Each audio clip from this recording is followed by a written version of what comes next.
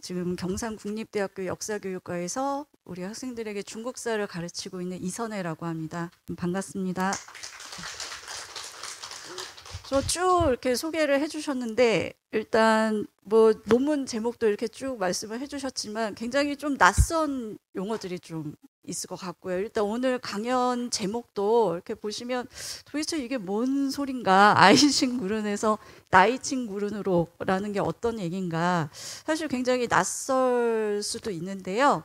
오늘 저하고 같이 그러니까 사실은 예전에 제가 뭐 연구 교수를 하고 이랬던 시절에 어떤 교수님이 이선혜 선생님은 이제 논문 주제가 연구 주제가 뭡니까 이렇게 물어보시길래 제가 청대 만주 몽골 관계를 하고 있습니다 라고 말씀을 드렸어요. 그랬더니 와, 오랑캐 중에 오랑캐네요 라고 말씀하셨어요. 그러니까 그 교수님은 한국사를 하시는 교수님인데 더더군다나 조선시대사를 연구를 하시니까 그분뿐만 아니라 그분이 연구하는 시대에 딱 그 조선 사람들이 생각했을 때 완전 오랑캐 중에 오랑캐죠. 그래서 뭐 여진족도 기가 막힌데 몽골하고의 관계라고 하니 오랑캐 중에 오랑캐라는 소리를 이제 들었던 게 기억이 납니다. 예, 그렇죠. 근데 가만 생각을 해보면 몽골도 그렇고 여진족이 세운, 그러니까 만주족이 세운 청도 그렇고 사실 대제국을 건설을 했고 또 우리 한반도와의 역사적인 관련성이 굉장히 밀접하지 않습니까? 그래서 오늘 이 시간에는 그동안 전에 다른 교수님들을 통해서 주로 이제 조선과 관련된 그리고 이제 후금과 조선의 관계, 그러니까 병자호란을 중심으로 해서 한국 쪽에 좀 초점이 있었다면 오늘은 그렇다면 한반도를 침공했던 그 오랑캐 여진족, 나중에는 만주라고 자신들의 종명을 바꿨던 그 여진족의 역사, 그들이 어떻게 작은 부락 부족에서 국가를 형성하고 이후에는 청이라는 나라를 또 세워서 중국을 지배하고 영역적으로 얼마나 팽창을 했는가에 대해서 그 초반 역사에 대해서 간략하게 오늘 여러분들께 소개를 해드리려고 합니다. 예, 아이신 구른이라는 건 금국이라는 얘기입니다. 아이신이 금이라는 뜻이거든요. 그래서 사실은 우리는 금의 왕조, 그 이전에 있었던 금 왕조가 있었고 사실 누르하치가 세운 금은 후금이라고 우리는 부르죠. 뒤후자를 써서. 그래서 앞서 있었던 금 왕조와 이제 구분을 하곤 합니다. 그래서 학자에 따라서는 누르하치가 진짜 애초에 나라를 세웠을 때 후금이라고 이름을 지었을까? 뭐 그럴 리는 없지 않을까? 자기네 나라를 세우면서 뒤후자를 쓰지는 거의 않는단 말이에요. 큰 대자를 쓰긴 못 쓴다고 해도. 그래서 애초에 후금이 아니고 금이었을 것이다 이렇게 보는 학자도 있고 어떤 학자는 원래부터 뒤후자를 써서 그거는 만주어로 아마가라고 합니다. 그래서 아마가 아이신 구른으로 지었을 것이다 이렇게 보는 학자도 있습니다만 일단 저는 금국 아이신 구른이라고 이제 말씀을 드리겠습니다. 그리고 이후에 여러분도 뭐 강연을 통해서 홍타이지에 대해서는 많이 들으셨겠죠. 한문으로는 한문 사료에서는 황태극이라고 쓰는 바로 그 홍타이지가 조선을 침공하기 진짜 불과 몇 달 전에 한 8달 전에 바로 대청으로 나라 이름을 바꾸고요. 국호를 바꾸고 자기가 황제로 즉위를 하게 됩니다. 그게 이제 음력으로는 1636년 4월이 되는 거죠. 그때 국호로 만든 게 바로 대청, 즉 나이친 구른이었습니다. 여기서 구른이라는 개념에 대해서 잠깐 설명을 드리자면 우리의 이 정주 사회, 농경 사회적인 그런 입장에서 보자면 중국이든 한국이든요, 나라 아니면 부족의 개념에, 그러니까 그 집합체 중에서 공동체 중에서 가장 큰 개념이다 이렇게 보시면 될 것 같고요. 그래서 후금에서 대청국 이거를 제가 이제 이렇게 제목으로 만문으로 이렇게 표현을 한 겁니다. 결국은 뭐 장황하게 말씀드렸지만 누르하치하고 홍타이지 이 시기에 대해서 대략적으로 설명을 드리고자 합니다. 여기 계신 여러 선생님들께서는 청나라 하면 일단 제가 아까 말씀드린 오랑캐의 이미지가 일단 강할 것 같기도 하고요. 청나라 하면 어떤 이미지가 또 떠오르시나요? 변발, 그렇죠. 맞습니다. 이렇게 머리를 그 주변 머리는 이렇게 깎고 중심 이렇게 머리만 정수리 부분 머리 남겨서 뒤로 길게 따은 거, 이게 변발이죠. 예. 그래서 청나라 하면 일단 오랑캐, 그리고 좀 괴이한 머리 모양 뭐 이런 것들이 많이 떠오르실 것 같아요.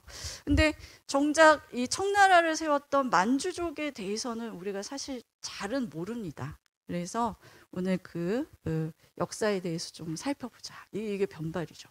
네. 사실 처음에 만주족들이 산해관, 관문이 굉장히 중요한 만리장성에서도 동쪽 끝에 굉장히 중요한 이제 관문이 있습니다. 거기를 넘어서 들어와서 이제 중국 베이징을 이제 점령을 하게 됐을 때 그 초창기에 한인들에게 바로 이 모두 변발을 해라라고 명령을 내렸습니다.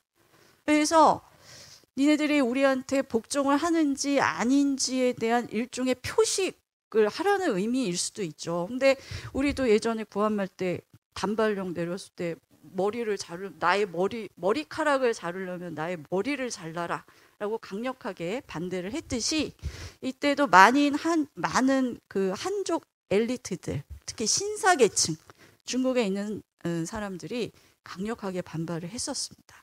근데 결국은 청의 지배가 이제 오래 지속이 되면서 거의 보편화된 머리 모양이 된 거죠. 그래서 한인이든, 즉 중국에 원래 살고 있었던 한인이든 만주인이든 이제 변발을 다 하게 됐습니다. 자, 이 영화 혹시 보신 분들 계실까요? 최종병기활. 제가 이게 이렇게 히트할 줄 모르고, 원래 이거 만주어 막 대사가 나와요. 유승용도 그렇고 지금 8기군으로 분장을 해서 이제 딱 만주 8기군가 전투를 하는 모습이 이렇게 나오는데, 요 당시 제가 그때 중국에 잠깐 있었습니다. 사회과원에 있었는데 그 의뢰가 들어왔대요. 저희 선배, 제가 있었던 연구원 쪽으로 그 영화를 만드는데 한국어 대사를 만주어로 좀 이렇게 번역을 해달라. 그래서 네가 좀 하지 않을래? 그래서 저는 막 그 대충 시나리오 봤는데 이게 영화가 된다고? 아니, 자기 여동생 구하러 활 하나 들고 적진에, 이건 말도 안 된다. 이게 영화는 될 수가 없다. 그래서 제가 뺐죠, 살짝. 저 너무 바빠요. 저 여기서 너무 할 일이 많습니다. 그래서 하여튼 저희 선배가 대신 이거를 번역을 하셨어요. 그래서 이제 막 배우들이 만주어도 막 하고 이러지 않습니까? 이게 이렇게 히트할 줄 알았으면 제가 할 걸, 이런 생각을 살짝 해봤습니다. 이게 딱 전형적인 8기군의 모습입니다. 그래서 오늘 이제 누르하치가 작은 부족장에서 여진 세계를 딱 통일을 하고, 그리고 나라를 세우고 막 이제 점점 확대하는 그 과정에서 사실 굉장히 중요한 그 군정 제도이자 민정까지 다 합치는 바로 8기 제도가 체계화되거든요. 그래서 그 8기에 대해서도 살짝 소개를 해드릴 겁니다. 자, 이거는 그 중국을 지배하게 될 때 초창기에 산해관을 넘어서 베이징 넘어서 계속 남쪽으로 정복을 하는 그 과정에서 당연히 강렬한 저항이 있었겠죠. 그 저항했던, 보통 이제 강남 지역이라고 합니다. 한국에만 서울에만 강남, 강북이 있는 게 아니고 여기서도 중요한 여러 강줄기가 있지 않습니까? 주로 회하 남쪽의 양자강 유역을 보통 강남 지역이라고 하는데, 특히 그 지역에서 저항이 굉장히 강력했고요. 대표적으로 양주라는 아주 중요한 대도시가 있습니다. 여기는 운하가 지나가는 경제적으로도 굉장히 중요한 도시인데, 그래서 강력한 저항이 있었고, 저항이 강력할수록 이 정복군, 이 만주 군대는 더 무자비하게 좀 진압을 했던 거죠. 그래서 양주에서 있었던 학살, 이거를 나중에 누군가가 왕수초라는 사람이 양주 11기라는 저서로 남겼습니다. 이거는 그 사파 중에 하나고요. 굉장히 무자비하게 만주 군대가 중국인들을 이렇게 죽이고 있는 그런 장면들. 당연히 청 내내 이거는 금서였겠죠. 금서였습니다. 출판도 안 되고 읽는 것도 안 됐죠. 이게 완전히 반청 반만주적인 정서를 딱 담고 있는 거잖아요. 이게 나중에 청 말기에 이제 나라가 위태로워지고 내후 외환의 시기가 되었을 때 다시 이게 또 등장을 하면서 일종의 민족주의를 자극하는 그러한 또 수단으로 이용이 됐습니다. 자, 이제 본격적으로 이렇게 떠들다 벌써 10분이 돼서 이거 참 2시간 안에 이 많은 내용을 전달을 해드릴 수 있을지 모르겠지만 일단 최선을 다해서 말씀을 드리겠습니다. 자, 대청제국은 기존의 많은 개설서나 그냥 그 연구자 일반론적으로는 1644년부터 1911년 혹은 12년까지 존재했다. 이런 식의 관념이 지배적이었다는 거죠. 이거의 기준은 뭐냐면 중국 지배가 사실은 1644년부터 시작이 됐던 거지, 대청이라는 국호 자체는 바로 홍타이지가 1636년에 계층을 한 거거든요. 그래서 이러한 이제 선입견 아니면 일반적인 견해는 지금 많이 수정이 되고 있습니다. 그러니까 즉 너무 중국 중심적으로 봐왔다는 거죠. 그러니까 북방민족 왕조의 역사를 너무 중국 한족적인 입장에서 이제 봐왔던 그런 견해들은 지금 많이 수정이 되고 있고요. 그래서 뭐 후금 건국을 기준으로 할 수도 있고요. 1616년은 바로 누르하치가 후금을 세운 해입니다. 그리고 1636년은 아까 제가 말씀드렸다시피 홍타이지가 후금에서 대청으로 국호를 옮긴 거죠. 보통 신해혁명이 일어난 1911년을 청의 멸망으로 알고 계시는 분들도 계시겠지만 공식적으로 황태우의 조서가 내려진 건 그러니까 퇴위 조서죠. 청황제의 퇴위 조서가 내려진 것은 1912년이기 때문에 사실 공식적으로는 1912년에 막을 내렸다 이렇게 볼 수 있겠습니다. 자, 이게 바로 대청제국 전성기의 영역입니다. 이게 명나라 때고요. 거의 2배 이상 영역을 확장했습니다. 그리고 요 빨간 선이 뭐냐면 지금 현대 중국의 영역이거든요. 그래서 이렇게 가만히 보시면 청대의 영역을 지금 거의 계승하고 있다라는 걸 알 수가 있는 거죠. 그러니까 청나라 때 확장해 놓은 바로 이 몽골이나 신강, 티베트, 사실 이 지역은 명나라 때는 지배를 하지 못했던 지역입니다. 근데 뭐 사실 동북 지역도 그렇고요. 네, 이 지역을 청대에 확장을 했고 지금의 중국은 거의 외몽골은 지금 떨어져 나가서 독립이 돼서 몽골국이 된 거고요. 이 몽골국을 제외한 내몽골도 지금 내몽골 자치구로 남아 있습니다. 그래서 이 영역이 지금 현대 중국의 영토로 남아 있는 거죠. 그렇기 때문에 지금 중국은 이 민족 문제에 굉장히 예민할 수밖에 없습니다. 네. 어쨌든 이러한 강역을 이제 확대한 게 청대이다라는 거고요. 이제 이게 이렇게 쫙 다가오지 않으시나요? 이렇게 전 지구본 같은 그림으로 봤을 때 영역이 어느 정도였는지 뭐 이런 것들을 살펴볼 수 있는 거죠. 자, 그러면 이제 누르하치 시대에는 어떠한 일들이 있었나? 일단 아주 간략하게 말씀드리면 건주 여진, 뭐 해서 여진, 야인 여진 이러한 명칭들이 나올 겁니다. 이거는 통합체로 보시면 안 돼요. 건주 여진이라고 불렸던 아주 느슨한 연맹체가 있었고 그 안에는 수많은 부족들, 부락들이 있었다. 그 규모는 다 다릅니다. 근데 그 중에서도 대표적인 뭐 부유하기도 하고 권력도 좀 있는 그러한 대표적인 몇 개 부락이 있는 거고요. 그 부족장들끼리 또 그렇게 서로 싸워요. 자기네들이 패권을 쥐겠다고. 그래서 해서 여진도 마찬가지입니다. 그러니까 누르하치는 건주 여진에 속해 있는 한 부족의 부족장 집안의 아들로 태어나서 여기에서 시작을 해서 일단 건주 여진의 수많은 부족들을 하나하나씩 다 통합을 했어. 그런 다음에 해서 여진이라는 건주 여진보다 훨씬 더 강력한 위세를 갖고 있었던 그런 부족 연맹체가 있었고요. 또 이제는 그 다음 단계는 해서 여진을 통합하는 단계로 나아가는 겁니다. 그래서 이것이 완료됐을 때는 건주 여진뿐 아니라 해서 여진, 통합적인 여진 세계를 일단 통일을 하는 거고요. 그게 거의 마무리되고 있을 때쯤 후금을 건국했다. 이렇게 생각하시면 됩니다. 그리고 그 다음 타겟은 누구냐? 바로 이제 명이 되는 거죠. 그래서 명과의 전면전을 통해서 요동 지역을 넘어서 요서 지역에 있는 주요 도시들을 야금야금 먹어가기 시작하는 겁니다.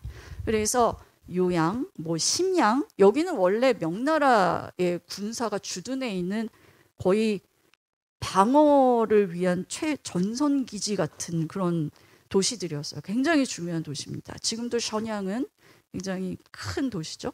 이러한 도시들을 하나씩 점령을 해가면서 결국은 명과 전면적으로 충돌하게 되는 사건이 있었죠. 그게 그 유명한 사르흐 전투입니다.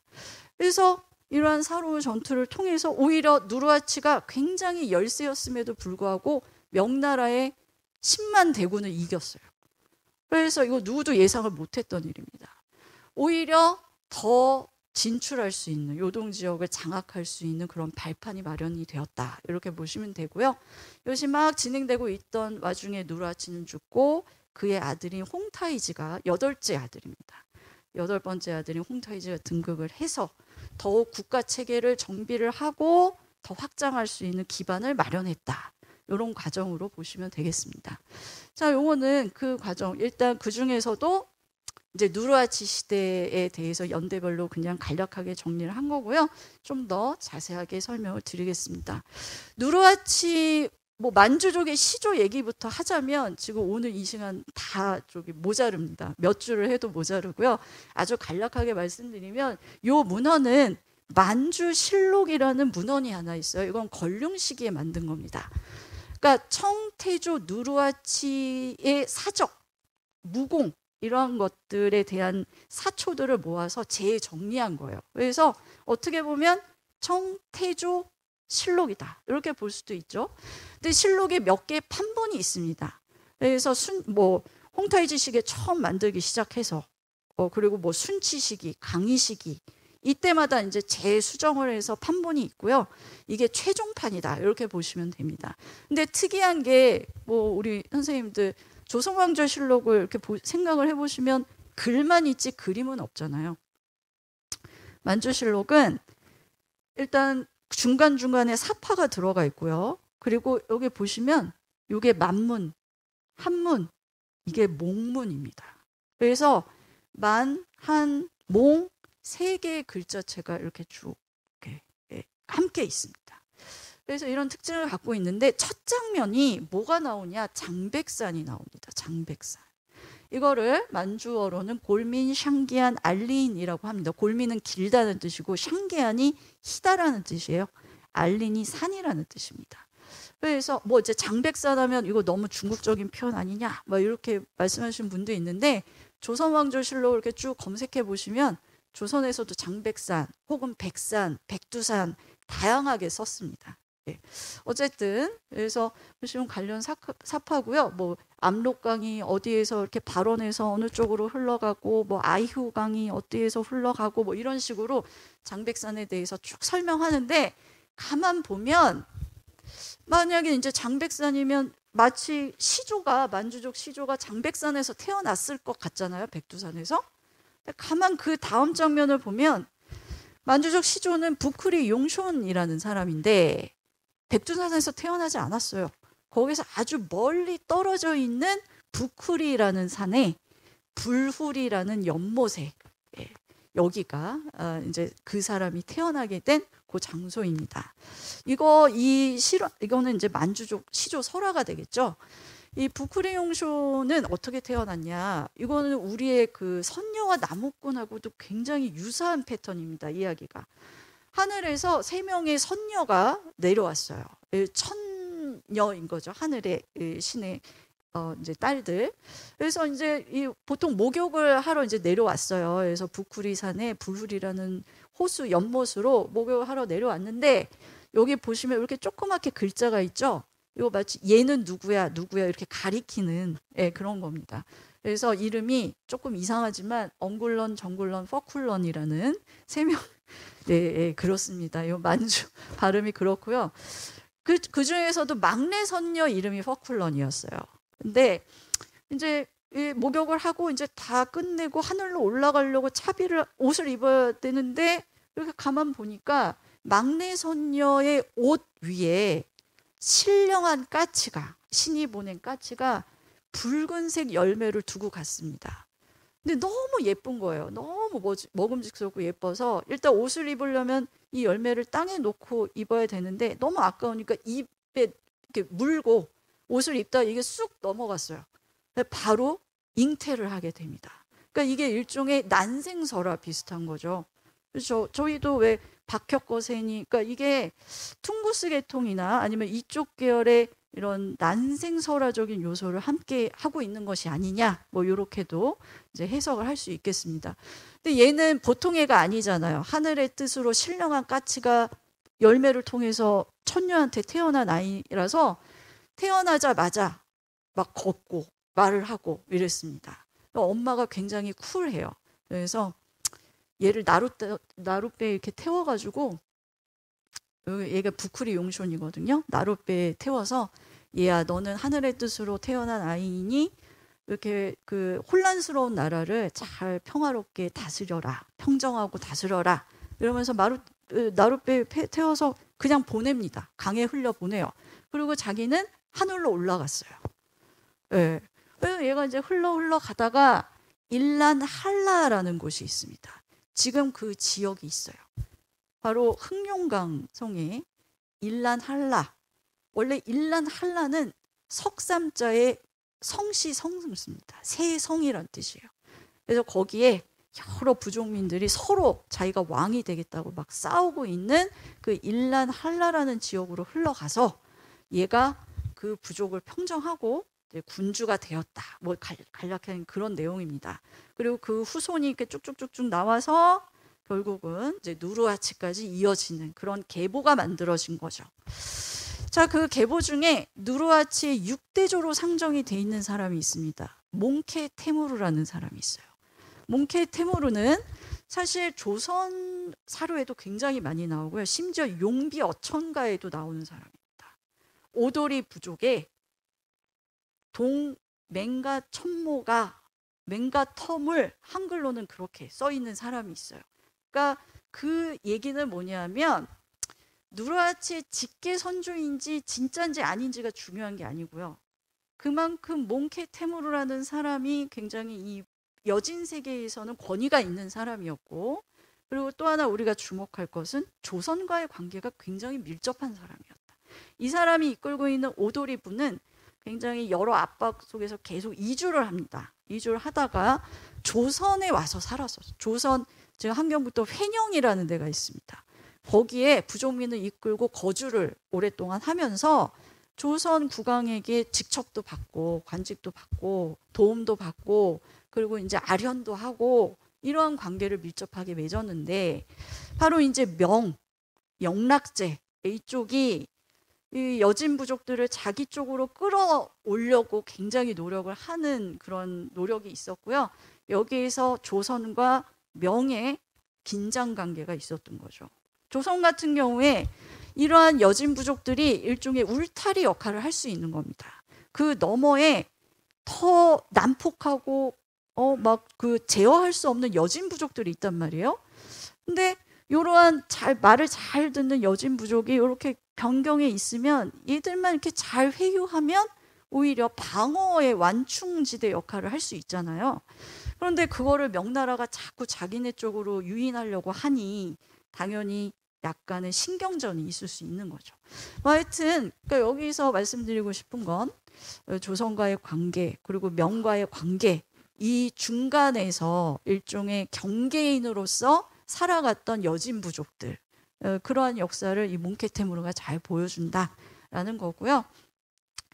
자, 이렇게 해서 이제 몽케 테무르의 뭐 6대 손으로 일단 이제 상정이 돼 있습니다. 만주실록상에는 그렇게 얘기를 했어요.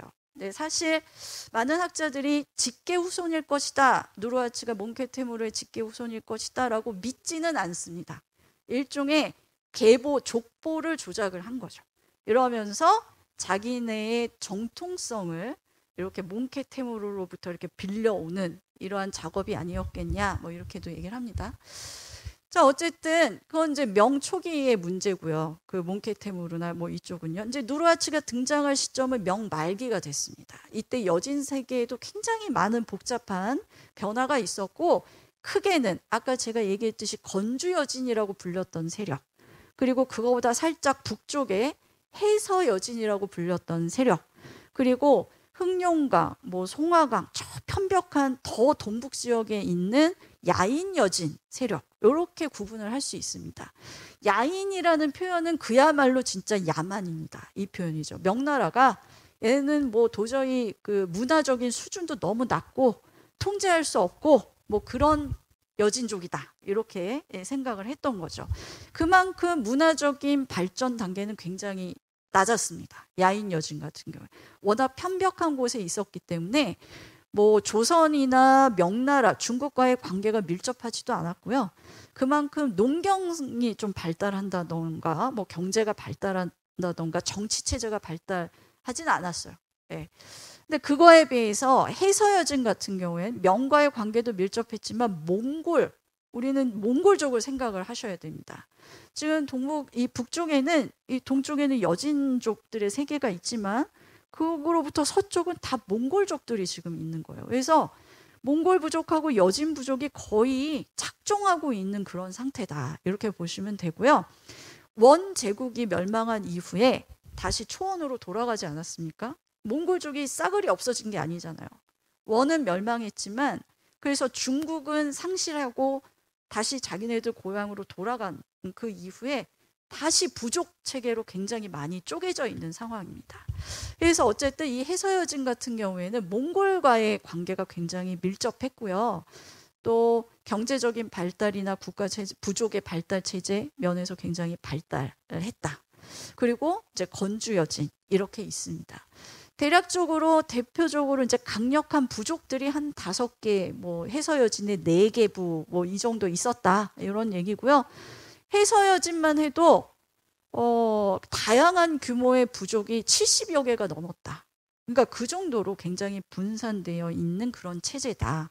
국가 체제로 생각하시면 안 된다. 뭐 단일 민족이나 단일 국가의 개념으로 보시면 안 된다는 거죠. 자, 그래서 이들은 호나, 혼강, 유역, 뭐 이런, 호나는 요하의 지류이고요. 여기에 혼강은 이제 많은 분들이 헷갈리실 수 있는데 이거는 저기 압록강의 지류입니다. 그래서 같은 강이 아니에요. 다른 강이에요. 그래서 요 일대, 압록강, 연안, 뭐 요 일대 이제 넓게 분포해 있는 그런 상황입니다. 자, 누르하치의 시작은 뭐냐면 바로 13유갑 기병이라고 부르는 건주여진 통일의 서막이 열리는 그 사건입니다. 그래서 이 13유갑 기병의 이 사람이 이제 그러니까 13벌에 남겨진 갑옷 기병을 데리고 이제 기병했다. 그러니까 병사를 일으켰다, 이 얘기거든요. 이거는 사실 그 스토리가 있습니다. 당시의 명은 간접적으로 여진 부족들, 몽골 부족들을 이렇게 제어하고 있는 상황이었고요. 일종의 이의제의 정책이라고 아마 들어보셨을 것 같아요. 오랑캐로서 오랑캐를 제어한다, 뭐 이런 거죠. 직접 지배는 아니고요. 근데 당시에 요동 지역을, 그리고 북변에 있는 여러 이민족들을 통제하는 사령관 정도는 있어야 되잖아요. 그래서 그런 역할을 했던 게 바로 요동 총병이고요. 바로 그 역할을 30년 동안 했던 사람이 이성량이라는 사람입니다. 이 이성량에 대해서는 보통 학자들이 원래 조선 출신이었다, 이렇게 얘기합니다. 그러면서 이제 요동 지역으로 넘어와서 중국화된 거죠. 바로 이 이성량 요 집안에서 9명의 유명한 장군이 나왔다. 그래서 이가 구호장 이런 표현합니다. 호랑이 같은 장군이다. 누구냐? 이여송 많이 들어보셨을 거예요. 이여송, 이여백, 이성량 아들들입니다. 네. 그러면서 거의 요동의 군벌처럼 굉장히 승승장구했던 그런 사람인데, 이 이성량이, 그러니까 이제 명의 정책이자 이성량의 정책은 뭐냐면, 이제 말 좀 잘 듣겠다, 좀 쓸모 있다 싶은 부족장을 이제 잘 이렇게 키워요. 후원을 해줘요. 그러면서 다른 기타 부족들을 얘를 통해서 제어를 하는 겁니다. 근데 얘가 너무 컸어. 그래서 좀 말을 안 들어. 이러면 바로 군대 동원해서 진압을 하는 거죠. 즉 당근과 채찍의 전략이다. 이렇게 보시면 될 것 같고요. 회유하는 것도 여러 가지 방법이 있겠죠. 일단은 호시를 열어주는 겁니다. 무역관계, 교역. 이 사람들은 물자가 워낙 부족하기 때문에 이 중국과의 교류가 굉장히 중요합니다. 경제적인 교류가 중요하고요. 뭐 아니면 조정에 요청을 해서 칙첩 같은 걸 내려주고 그 교역의 기회를 굉장히 크게 확대를 해준다든가 뭐 이런 걸로 꼬일 수 있는 거죠. 근데 말을 안 듣고 자기들의 어떤 방해를 한다 싶으면 바로 군대를 동원해서 이제 제압을 하는 겁니다. 그래서 이러한 상황에서 어떤 말을 안 듣는 건주 여진에 속해 있는 어떤 부족장이 있었어요. 아타이라고 하는 사람이 있었습니다.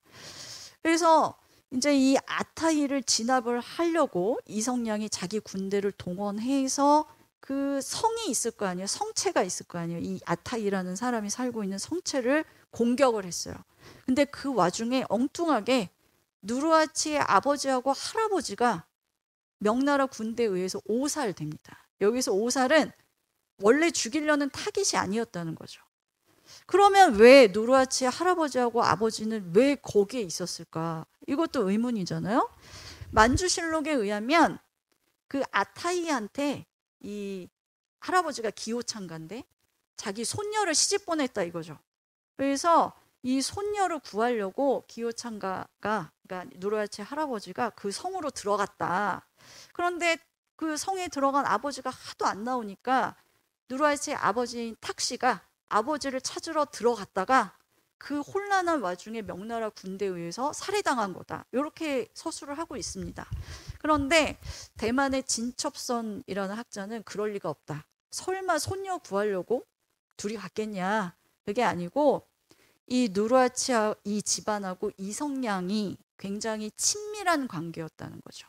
그래서 일종의 향도 역할로 갔을 것이다. 즉 아타이 걔를 공격하는데 그 명나라 군대를 이제 길 안내를 해주는 그런 역할로 갔을 것이다라는 겁니다. 그러니까 이 얘기는 같은 여진족이라고 해서 의리 뭐 이런 게 아니고요. 다 제각각 계산이 달랐다는 거죠. 입장도 다 다릅니다.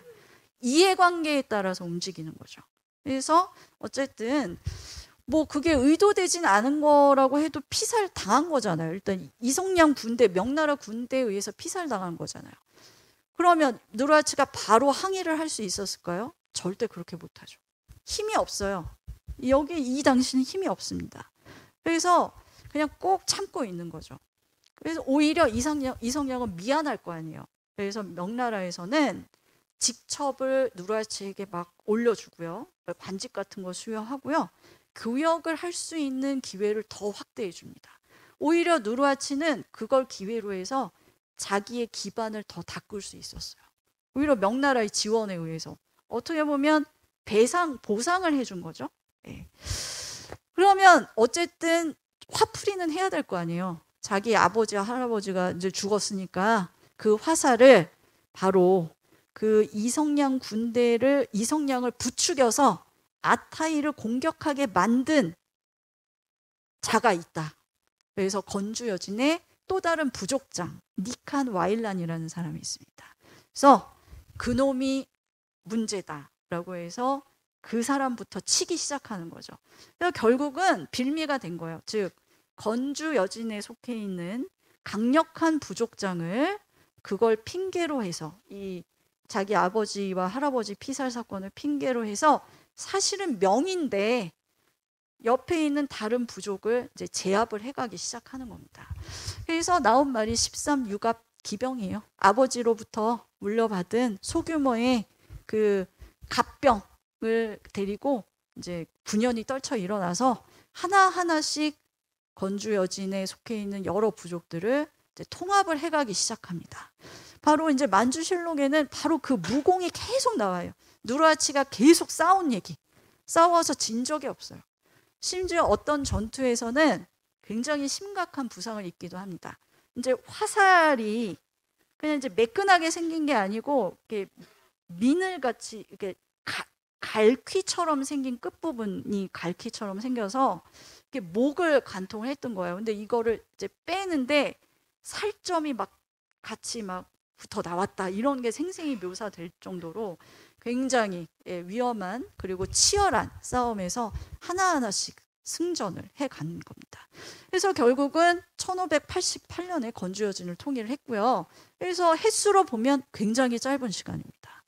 이러면서 건주 부족들을 통합을 했습니다.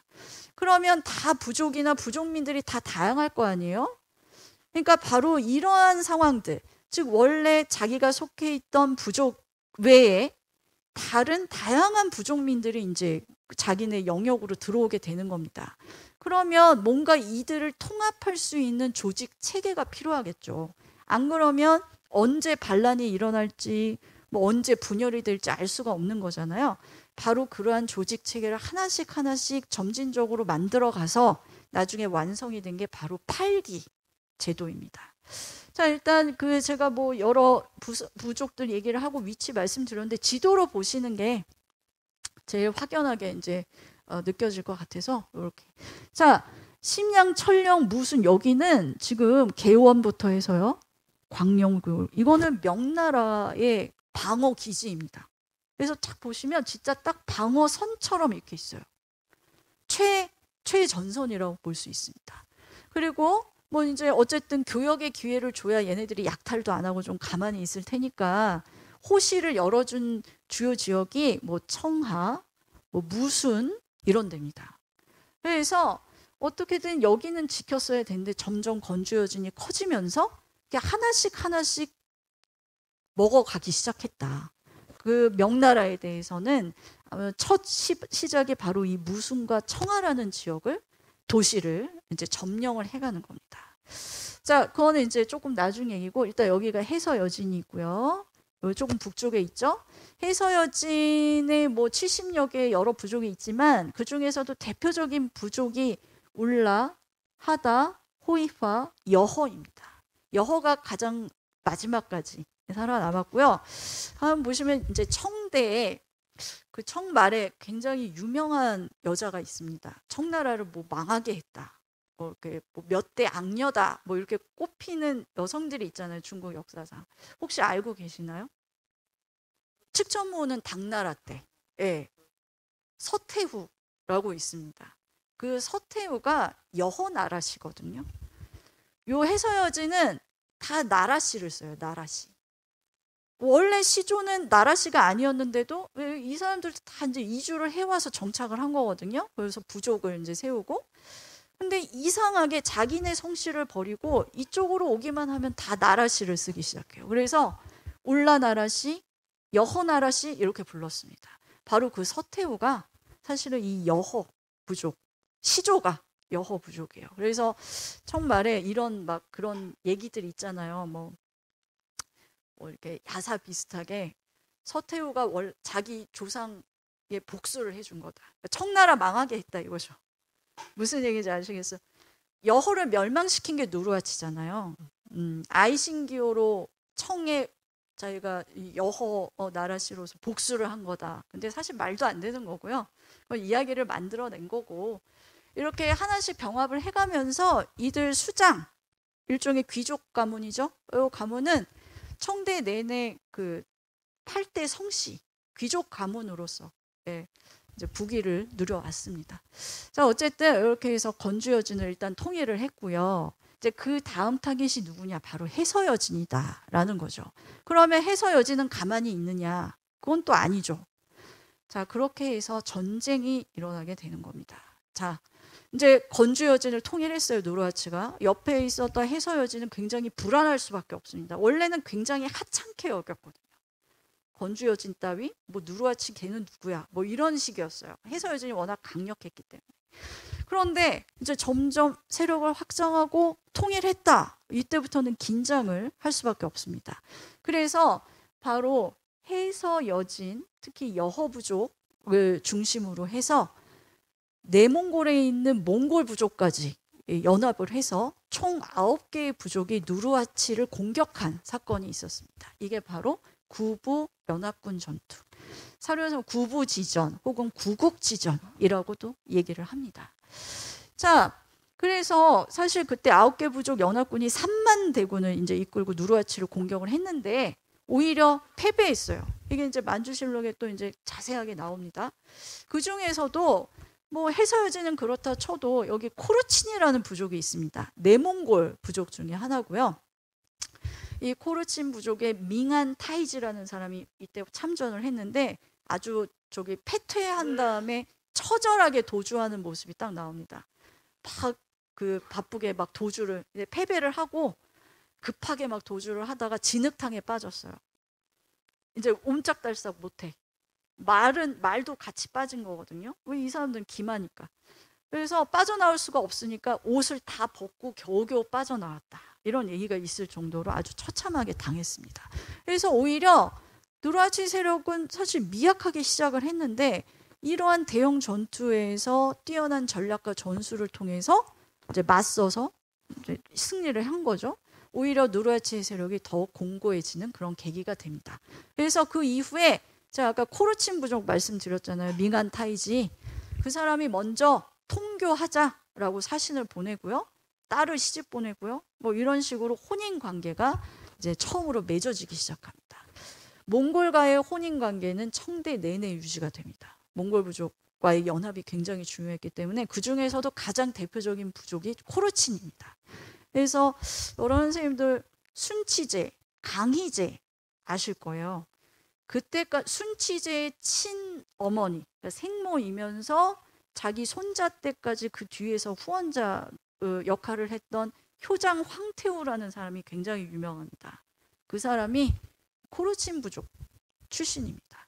그래서 여러 주요 황후들, 코르친 부족을 위시한 다른 내몽골 부족과 이 청황실이 굉장히 밀접한 통혼 관계를 이후에 맺게 된다라는 거죠. 어쨌든 그 이후에 또 다른 이제 몽골 부족 중에 하나인 네칼카 5개의 유목 집단으로 되어 있는 이런 칼카부도 이제 통교를 하자 우호적인 관계를 이렇게 맺게 되는 하나의 중요한 계기가 오히려 구부지전이었다 이거죠. 위기를 하나의 기회로 삼게 된 그런 대표적인 사례입니다. 자, 이 과정에 조선도 촉각을 곤두세우고 있었죠. 조선이 그냥 손 놓고 있는 게 아닙니다. 특히 이 여진 세계하고는 범월 문제가 있어요. 즉 경계를 넘어서 인삼을 몰래 채집하는 사람들이 있었단 말이죠. 조선 사람이 여진 경내로 가서 불법 채삼하는 사람도 있고 여진인들이 조선 쪽으로 와서 불법 채삼하는 사람들도 있었습니다. 이게 유혈 사태로까지 벌어졌어요. 그래서 이걸 계기로 해서 누르하치하고 이제 접촉을 하게 됩니다. 누르하치가 서신을 보냈거든요. 이대로 있을 것이냐, 막 항의를 하는 거죠. 왜냐하면 여진 부족 사람들이 학살을 당한 적이 있었어요. 넘어갔다가. 그래서 이때 좀 네가 이제 사람을 하나 보내서 건주 여진의 동태를 좀 살펴봐야겠다 해서 보내진 사람이 신충일이라는 사람입니다. 이 신충일이 그래서 갔다 왔으면 보고를 해야 될 거 아니에요. 그 보고서를 작성했어요. 그게 조선왕조 실록에 실려 있고요. 총 94개 조의 문견 사항인데 굉장히 세세합니다.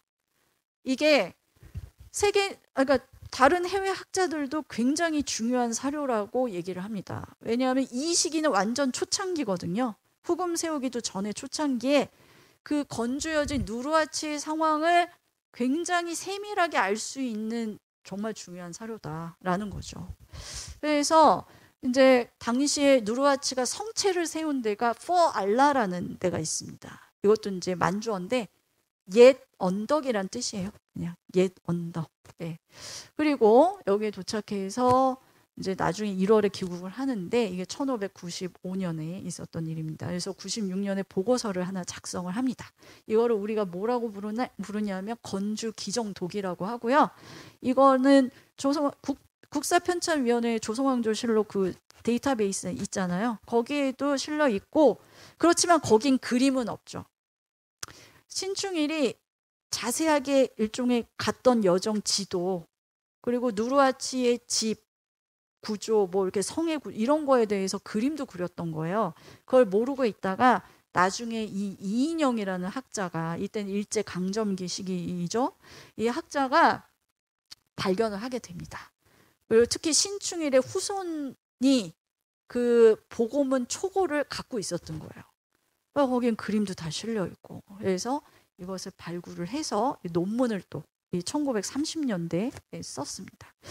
어쨌든 굉장히 다양한 흥미로운 문献사항이 있고요. 뭐 용모부터 해서 내성, 외성, 구조, 그리고 당시에 누르하치의 동생 슈루가치가 있습니다. 거의 양두 체제라고 보시면 돼요. 그래서 이 둘의 관계, 약간 모종의 질시, 그러니까 틈이 보였다라는 거를 느낄 수 있습니다. 뭐냐면 이제 조선 사신단이 왔으니까 이제 막 극진히 대우를 할 거 아닙니까? 근데 선물도 이 사람들이 또 갖고 갔겠죠. 근데 슈루가치가 조용히 만나요. 이 사절단을 이렇게 만나가지고 다음부터 여기를 방문할 때에는 형하고 나한테 주는 선물에 차별을 두지 말라 이렇게 얘기합니다. 즉 내 건 적게 갖고 왔다. 이거 불만을 얘기를 하는 거죠. 그래서 여기에서도 알 수 있듯이 일단 굉장히 누르하치는 형이고 일단 카리스마가 있기 때문에 강력한 지도자이긴 하지만 일단은 동생의 권력도 지금 강한 상황입니다. 일종의 양두 체제인데 이것이 오래 갈 리가 없잖아요. 하늘 아래 두 개의 태양이 없듯이 결국은 슈루가치 숙청당합니다. 이제 권력 내부의 권력 투쟁도 사실 있는 거죠. 자, 뭐 되게 다양하고요. 여기서 신충일이 또 뭘 얘기를 하냐면 한 100여 명의 무리들이 기병이 이제 뭐 어디를 수비한다 이러면서 이제 나가는데 깃발을 들고 있더라. 그래서 노란색, 뭐 검은색, 붉은색, 청색, 그리고 흑색기 이렇게 5개 깃발을 들고 이제 가고 있더라. 뭐 이런 얘기를 합니다. 그래서 바로 나중에 팔기 할 때 기가 깃발이거든요. 팔기는 뭐냐면 그 각각의 군정 단위를 깃발로 구분을 했기 때문에 팔기라고 하는 겁니다. 그래서 군정 단위 크게 8개고요. 황색기, 백색기, 붉은색기, 남색기 이렇게. 그리고 거기에 테두리를 둘러서 8개 기로 확장이 된 겁니다. 그래서 신충일이 벌써 이때 어떤 깃발 가지고 이렇게 나가는 거를 봤잖아요. 그래서 이때부터 서서히 그 체계의 조짐, 뭐 징조가 있지 않았겠냐, 기원이 있지 않겠냐 이렇게도 볼 수 있습니다. 이건 이제 누르하치의 집의 약도 일종의 그런 거고요. 이건 누르하치 쪽이고요. 북쪽에 있습니다. 그래서 이제 북쪽에서 남면하는 형태죠. 슈루가치는 요 맞은편 남쪽에서 북면하는 형태로 이제 자기의 집 구조가 있다. 이건 슈루가치 집이다. 이렇게 이제 약도 그림하고 이제 설명 같은 거를 쫙 이렇게 신충일이 아주 상세하게 그려놓고 있습니다. 자, 아까 이제 건주여진 통일했고요. 그리고 구부 연합군 물리쳤습니다. 그러면서 본격적으로 해서 여진을 통합을 해 나갑니다. 그게 점진적으로 1599년부터 해서요. 완전히 여허까지 병합을 한 것이 1619년입니다. 이 1619년에 바로 무슨 일이 있었냐? 사루후 전투가 바로 이때 있었던 거죠. 그래서 보통 사루후 전투 이제 명이 이 누르하치를 제압하기 위해서 대군을 이제 동원을 한 거고요. 여기에 조선 군대가 동원된 건 알고 계실 겁니다. 강옥립이 여기 도원수 강옥립을 비롯한 조선 군대가 여기 이제 투입이 됐고요. 사실은 여허도 여기에 동원이 됐던 겁니다. 그런데 사루후 전투에서 오히려 또 누르하치가 이겼잖아요. 그런 다음에 바로 여허를 병합해 버리는 거죠. 이렇게 해서 1619년까지 해서 여진까지 통합을 합니다. 그래서 여진 세계가 통합이 됐어요. 누르하치에 의해서. 그리고 그 과정에 1616년에 후금을 건설을 했던 거죠. 그런 과정이 있다라는 겁니다. 자, 그럼 명은 누르하치를 왜 쳤냐? 처음에 아버지, 할아버지가 죽임을 당하지 않았습니까? 그때는 이제 꼭 참고 있었죠. 그러면서 이제 다른 여진 수장들을 이렇게 쫙쫙 치기 시작했잖아요. 이제는 어느 정도 명에 대해서 자신감이 생겼던 거예요. 그래서 바로 명에 대해서 전쟁을 선포합니다. 그걸 뭐라고 얘기하냐? 7대 한을 선포했다. 일종의 경문이라고 보시면 돼요. 명나라 이걸 잘못했고 우리한테 이런 식으로 해서 우리가 도저히 참을 수 없어서 명나라를 치겠다 이런 내용이고요. 이거를 만주어로는 나단이 이라는 거고, 안바가 크다는 뜻입니다. 코로가 원한이라는 뜻이에요. 그래서 나단, 안바, 코로 이렇게 얘기를 합니다. 그래서 일단 뭐 대체적인 내용이 이거예요. 자기 할아버지 기호창가 그리고 아버지 탁씨가 명의에 의해서 죽었다라는 거고요. 그리고 명이 자꾸 여호를 도와서 자기네들을 압박한다라는 거였고요. 그리고 또 하나, 명나라가 원래 몽골 부족이 우리한테 주기로 한 여인을 명이 개입해서 여호 부족한테 줬다. 뭐 이런 식의 문제들. 그래서 하나하나 열거를 합니다. 홍타이지도 항상 이런 식이야. 뭐 누구를 숙청하거나 누구를 뭐 어디를 치거나 이럴 때 항상 그 이유를 대요. 상세하게. 어쨌든 이런 식으로 해서 아까 지도에서 보셨던 무순과 청하를 공략을 해서 점령을 합니다. 이렇게 되니까 명도 가만히 있을 수가 없겠죠. 대군을 동원하게 되는 겁니다. 그래서 보시면 명은 이제 조선과 여허연합군까지 해서 약 10만을 동원합니다. 여기에 조선 군대가 1만 3천이 동원이 됐어요. 후금의 당시 병력은 아무리 많이 잡아도 3, 4만입니다. 최대로 잡아도 이 정도입니다. 인구가 당시에 그렇게 많지가 않고요. 그리고 그 인구 중에서도 병사로 차출할 수 있는 숫자까지 하면 사실은 되게 적은 병력이죠. 그러면 선생님들 같으면 내 병력이 이렇게 작아요. 근데 거의 3배가 넘지 않습니까? 3배 정도 되는 군대를 대항하려면 어떤 전략을 써야 될까요? 일단 기습 공격, 게릴라전, 그리고 첩보가 중요하죠. 정말 빠르게 움직였습니다. 그래서 곳곳에 정탐병을 보내요. 첩보 오는 대로 바로 움직이는 거예요. 그래서 기습 작전, 그리고 또 하나 중요한 건 각계격파입니다. 각계격파.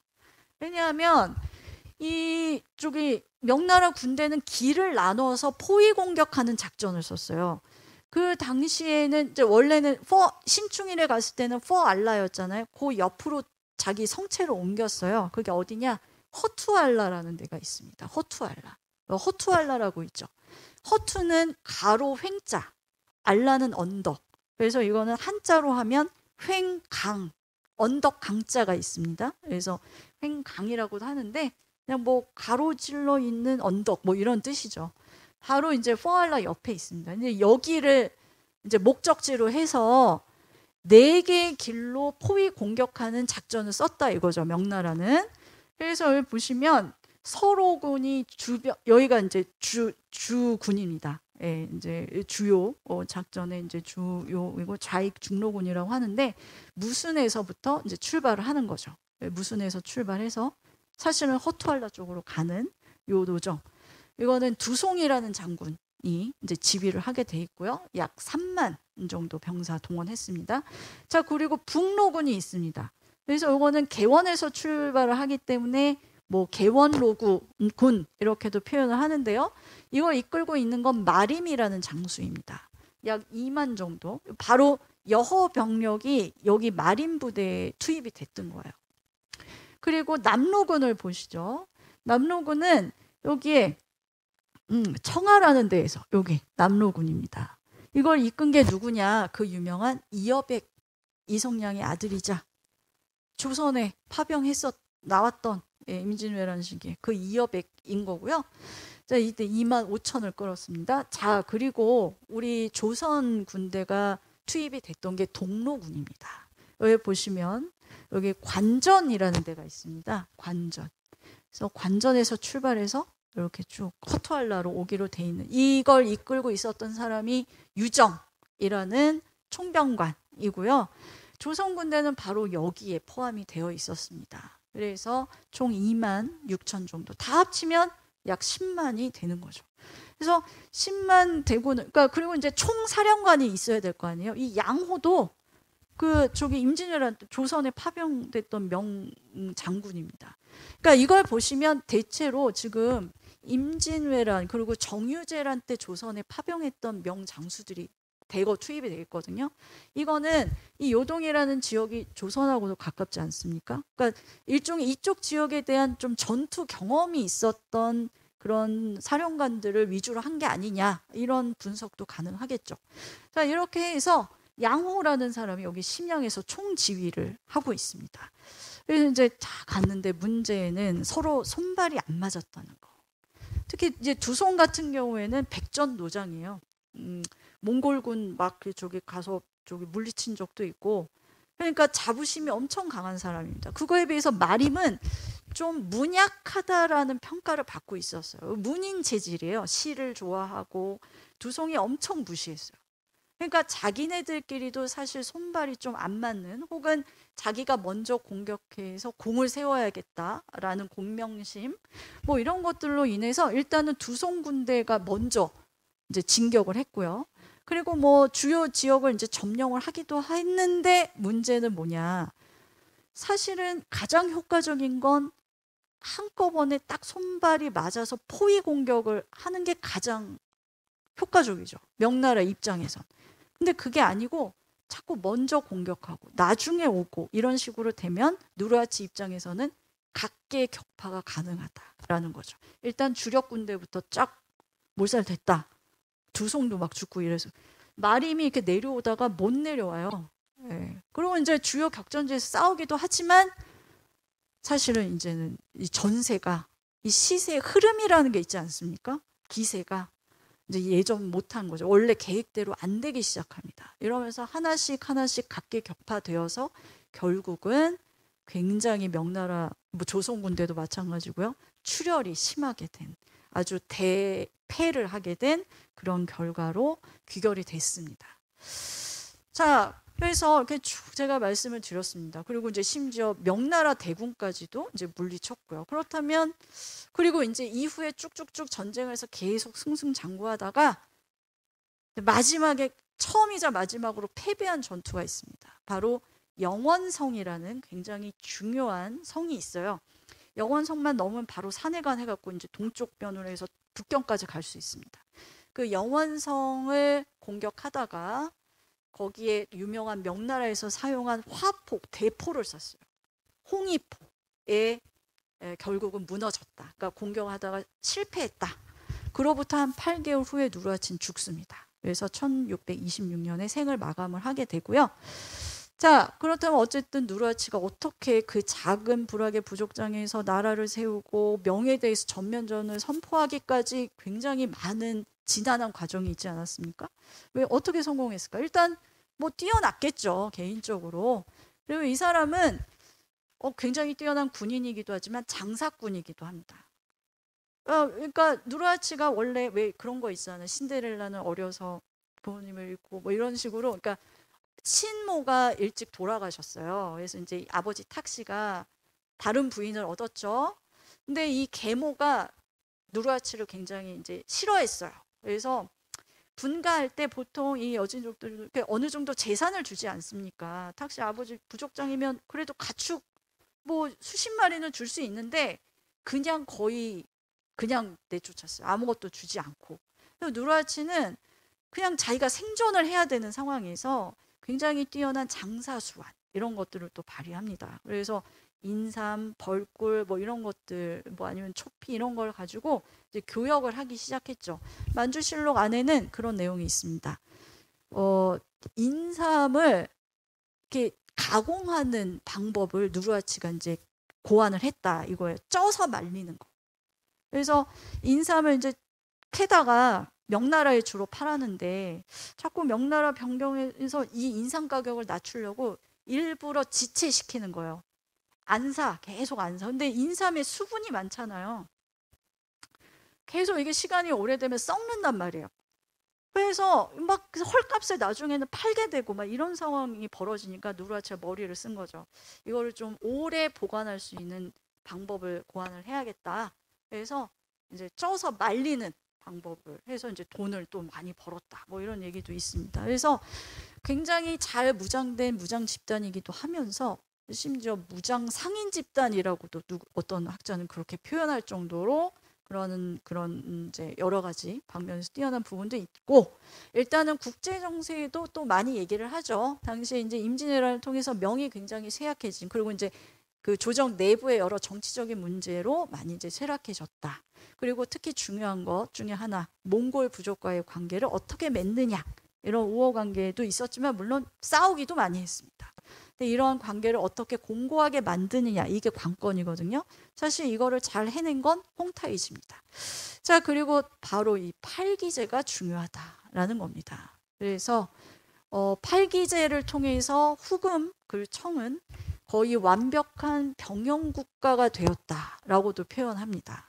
그래서 이 팔기제에 대해서도 이제 간략하게 말씀을 드릴 텐데요. 한마디로 얘기하면 모든 만주족, 그러니까 이 후금 정권 안에 있는 모든 여진인들은 이 팔기라는 체제 안으로 편입이 됐습니다.